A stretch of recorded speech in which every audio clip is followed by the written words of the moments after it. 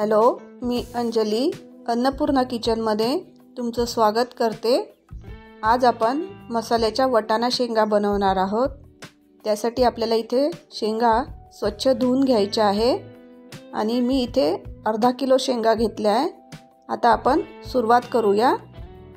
शेंगा आपल्याला स्वच्छ धुवून पॅनमध्ये टाकायच्या आहे आणि थोडा वेळ आपल्याला तसंच परतवायचं आहे।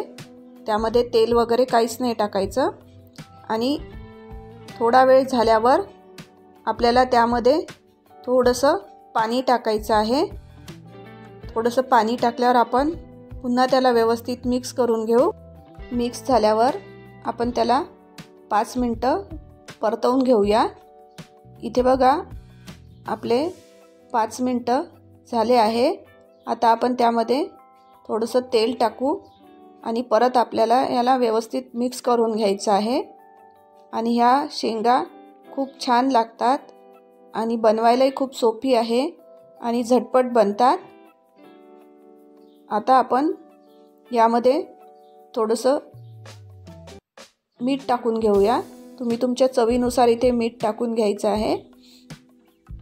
नंतर आपल्याला मीठही व्यवस्थित मिक्स करायचं आहे आणि मीठ सगळ्या शेंगांना व्यवस्थित लागलं पाहिजे। या पद्धतीने आपल्याला व्यवस्थित मिक्स करून घ्यायचं आहे। इथे बघा आपलं व्यवस्थित मिक्स झालं आहे। आता आपण त्यामध्ये धने पावडर टाकून घेऊया आणि नंतर आपल्याला इथे थोडीशी हळद टाकायची आहे। हे पण आपल्याला व्यवस्थित मिक्स करून घ्यायचं आहे आणि आपल्याला थोडा वेळ पुन्हा परतवून घ्यायचा आहे। इथे बघा आपला थोडा वेळ झाला आहे। त्यामध्ये आता आपण अर्ध्या लिंबाचा रस टाकणार आहे आणि व्यवस्थित मिक्स करून घेऊ आणि थोडा वेळ पुन्हा आपल्याला परतवून घ्यायचं आहे। नंतर यामध्ये थोडंसं तिखट टाकायचं आहे आणि ते पण व्यवस्थित मिक्स करून घ्यायचं।